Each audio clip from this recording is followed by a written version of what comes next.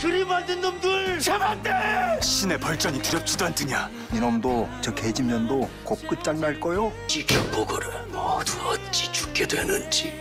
검서관 융갑과 대제장인 열이를 잡아들여 바로 차명에 처하라. 팔척귀에게 빙의된 왕의 차명 명령으로 절체절명의 위기에 처한 열이와 강철. 가섭스님의 도움으로 탈출에 성공하지만 이제 남은 것은 자신의 목숨을 걸고 팔척귀를 천도시키는 저승구뿐입니다. 강철은 열이를 위해 시간을 벌기로 하고 열이는 홀로 구판에서 100년 원한에 맞서게 됩니다. 팔척귀 천금이의 진정한 모습이 드러나고 그가 단순한 악귀가 아닌 억울하게 죽어간 한 사람의 아버지였다는 사실이 밝혀지며 마지막 대결이 시작됩니다. 차명 명령이 떨어진 직후 열이와 강철은 곧바로 감금되었습니다. 하지만 왕의 명령을 듣고 내금이 대장이 흔들렸습니다. 그들 중 누군가는 강철에게 은혜를 입은 적이 있었기 때문입니다. 가섭 스님이 열이를 빼내러 잠입했습니다. 그는 급박한 목소리로 말했습니다. 열이야, 빨리 팔척귀를 왕에게서 끌어내고 천도제를 올리자. 강철은 일부러 붙잡힌 채로 남았습니다. 열이만 도망치게 하려는 작전이었습니다. 열이에게 저승굿을 준비할 시간을 벌어주기 위해서였습니다. 팔척귀에게 빙의된 이정은 극도로 불안정해졌습니다. 내면에서 진짜 왕 이정의 의식이 저항하기 시작했습니다. 내가 아니야. 멈춰야 해. 그 외침이 왕의 내면에 균열을 일으켰습니다. 이때 열이의 저승굿이 준비 완료되어 팔척귀의 실체를 꺼내는데 성공하게 되는 순간이 다가오고 있었습니다. 저녁 무렵 하늘은 핏빛으로 물들었고 구판 주위에는 땅에서 검은 연기처럼 올라오는 흑풍이 흘렀습니다. 열이는 무거운 호흡을 내쉬며 마지막 구슬을 손에 쥐고 서 있었습니다. 검은 도포는 바람에 펄럭이며 구판의 촛불이 하나둘 꺼져갔습니다. 굿은 점점 절정으로 향하고 있었습니다. 명부에 적힌 이름은 팔척귀가 아닌 본래의 이름 천금이었습니다. 열이가 갈라진 목소리로 외쳤습니다. 이제 천금이 나오너라. 너의 이름을 부르노라. 팔척귀의 정체가 완전히 드러나며 이정의 몸에서 빠져나와 무형의 악귀 형상으로 변했습니다.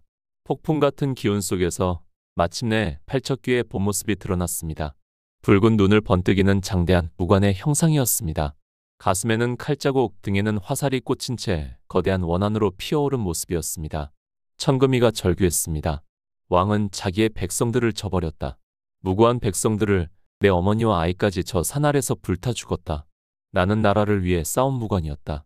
그러나 내 목숨보다 더 지키고 싶었던 그들을 그 밤 연종은 기절시킨 나를 나무에 묶었다. 그리고 모두를 버렸다. 그 목소리에는 수많은 백성들의 통곡이 더 씌워져 있었습니다. 구판의 땅이 울리고 하늘에 천둥이 쳤습니다. 강철이 비틀거리며 구판 가장자리를 지켰습니다. 그는 손에 쥔 마지막 야광줄을 바라보며 깊은 숨을 들이쉬었습니다. 이것이 자신에게 남은 마지막 힘이라는 것을 알고 있었습니다. 이제 끝내자. 강철이 야광줄을 높이 들어올리자 푸른 빛이 사방으로 퍼져나갔습니다. 그 빛은 팔척귀의 붉은 기운과 격렬하게 충돌했습니다. 강철의 온몸에서 신기가 빠져나가기 시작했고 그의 손끝부터 서서히 투명해지기 시작했습니다. 강철아. 열이가 절규했지만 강철은 멈추지 않았습니다. 야광주의 빛이 더욱 강해지면서 팔척귀를 억누르기 시작했습니다. 하지만 그와 동시에 강철의 얼굴도 점점 흐려져갔습니다.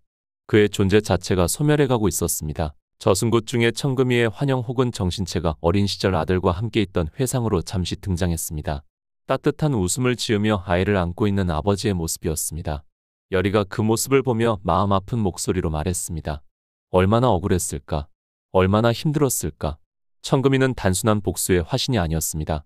그는 사랑하는 가족을 지키지 못한 채 억울하게 죽어간 한 사람의 아버지였습니다. 100년 동안 품어온 원한 뒤에는 지키고 싶었던 소중한 사람들에 대한 그리움이 숨어 있었습니다. 열이의 저승굿이 절정에 달하자 마침내 팔척귀가 이정의 몸에서 빠져나왔습니다. 붉은 기운이 왕의 몸을 떠나면서 이정은 비틀거리며 정신을 되찾았습니다. 팔척귀는 완전히 분리되어 자신의 본 모습을 드러냈습니다. 그 순간 왕 이정이 휘청거리며 구판으로 들어섰습니다. 빙의에서 벗어난 그의 얼굴은 창백했고 흐트러진 머리와 함께 깊은 후회와 각오가 서려 있었습니다. 그는 떨리는 다리로 무릎을 꿇고 눈을 감았습니다. 왕 이정이 차분히 단호하게 말했습니다. 나는 이 나라의 왕이다. 그 왕이 지켜야 할 백성을 버렸다. 그 죄는 내 피로라도 갚겠다. 이 죄를 잊지 않겠다. 왕이 천금이에게 사죄하는 장면은 단순히 무릎 꿇고 사죄하는 것이 아니었습니다. 왕이 팔척귀에게 나라가 지켜야 할 백성을 버렸다는 죄를 자기 목숨을 내줄 각오로 진심을 토로하는 감정적인 순간이었습니다. 구판이 잠시 고요해지고 팔척귀의 붉은 눈이 흔들렸습니다. 천금이가 목소리가 점점 젖어들며 말했습니다.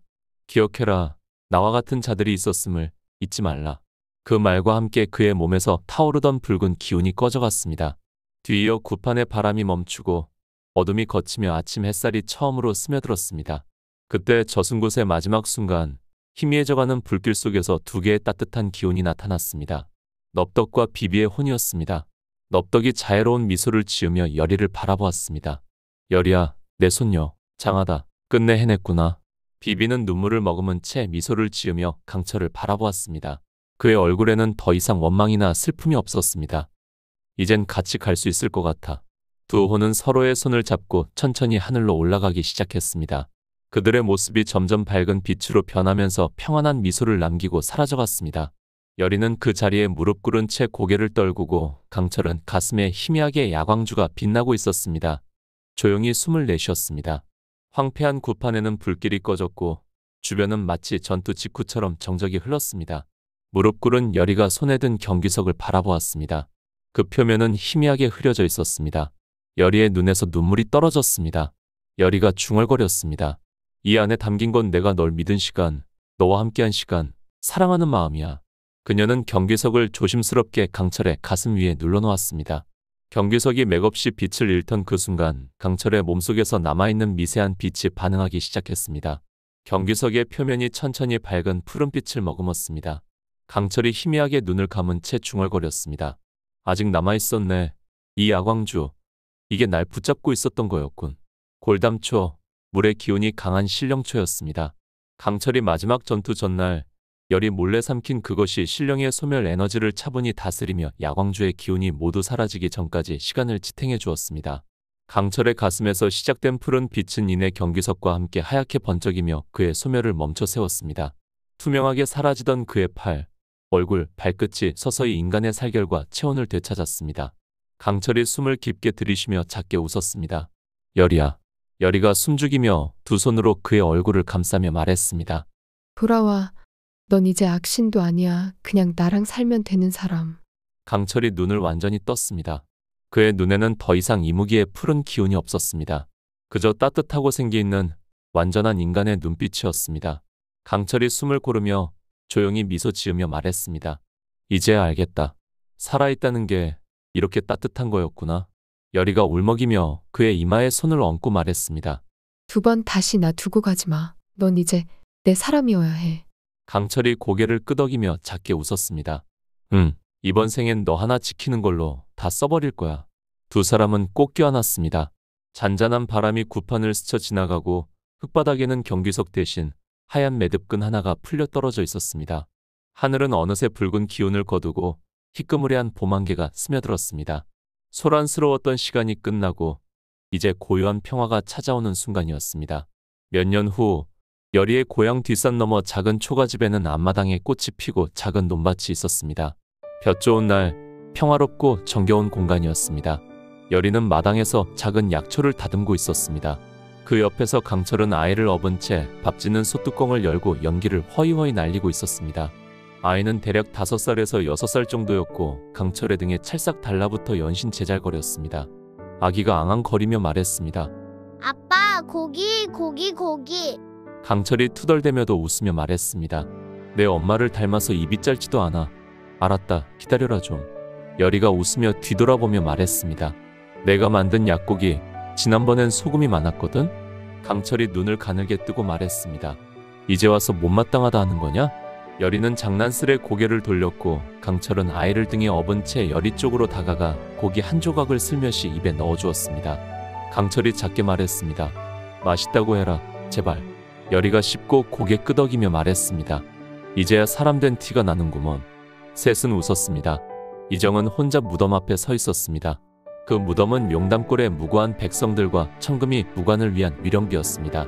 비석에는 그들의 이름이 하나하나 새겨져 있었고 그 앞에는 늘 새로운 꽃들이 놓여 있었습니다.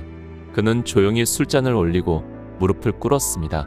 원자마마가 그의 옆에 서 있었고 무표정했던 아이가 고개 숙여 절을 올렸습니다.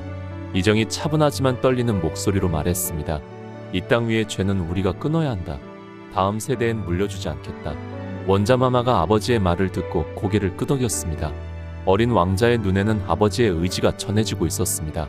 바람이 불어와 위령비 앞에 꽃잎들을 흩날렸습니다.